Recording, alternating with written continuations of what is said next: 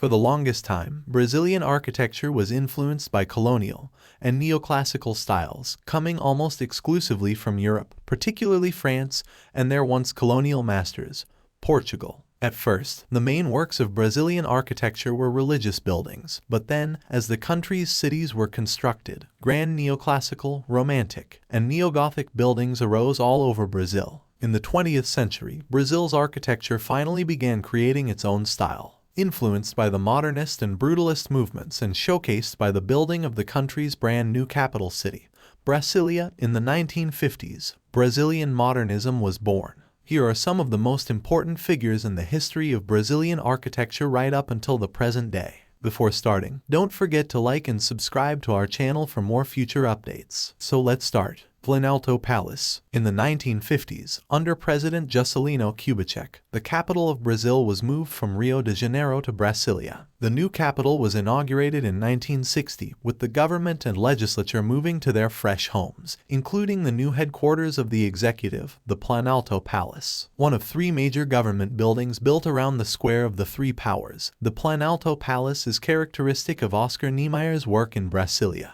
The vast open spaces and symbolically important buildings encouraged him to design strikingly theatrical architecture, the simplicity of the shape of which only makes it all the more memorable. In the Planalto Palace, he places all the functions in a rectangular, glazed box, then raises the box off the ground on a series of balletic buttress columns that reach in to touch their thin fingers on the lowest floor deck, before carrying on up to the roof. Niemeyer had a good understanding of engineering, and elsewhere used it boldly. Metropolitan Cathedral. One of the most important buildings of Brasília, the Metropolitan Cathedral is also one of the most beautiful. Here, Oscar Niemeyer collaborated with Gordon Bunshaft, the leading designer of a major U.S. commercial practice, to produce a cathedral worthy of the capital of such a large, self-confident, and Roman Catholic country. As with Niemeyer's other designs for Brasília, the cathedral is remarkably simple. Its more complex functions are hidden underground. Above ground appear only the 16 buttresses, each sweeping up to the small roof in a graceful parabolic curve. Between the buttresses is stretched a web of stained glass that, seen from outside by night,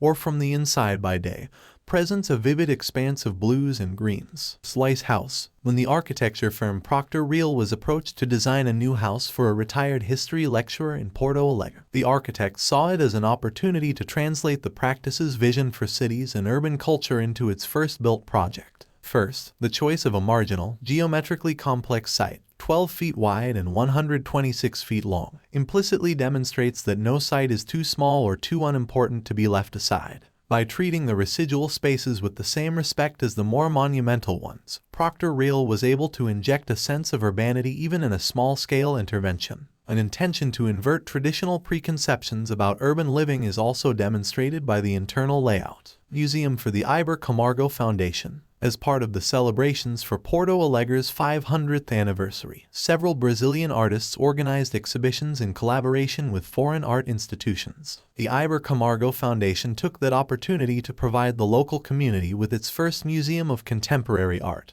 which opened in 2007. Portuguese architect Álvaro Siza won the competition to design the new museum with a bold structure coupling local culture with a European sensibility. The relatively simple program, exhibition spaces, auditorium, bookstore, library and video library, cafe, offices, and artist's workshop, is basically split into two separate parts. A long raised platform accommodates all the technical spaces as well as dividing the public area of the building from the adjacent avenue. The actual museum is a 4-story structure positioned at the southwest end of the site and flanked by a tall cliff covered with vegetation. The two walls facing the cliff are straight and almost orthogonal to each other, whereas an irregular complex concrete element closes the figure on the side facing the water. The circulation system of the museum is exposed in the form of 3 hanging ramps that seem to embrace visitors entering the building through the plaza on the ground level. Niemeyer House. Oscar Niemeyer's many commissions included numerous large-scale projects, among them grand museums, dramatic churches, and vast government buildings. At the smaller scale of this private house for himself, however, he produced what may well be his greatest work. Indebted to the glass box houses popularized by Ludwig Mies van der Rohe, the basic organization of the ground floor is a roof standing on columns,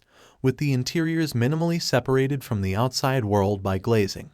But unlike Mises' houses, Niemeyer's roof is an irregular and curvy shape, beneath which the glass meanders with equal freedom. The proximity of nature is heightened by boulders from the garden, which come through the windows and into the house, as though the glazing were as insubstantial as a soap bubble. This is it for today's video. What do you think of our video? Feel free to share your thoughts in the comments section below. Don't forget to like and subscribe to our channel for more future updates. Thanks for watching.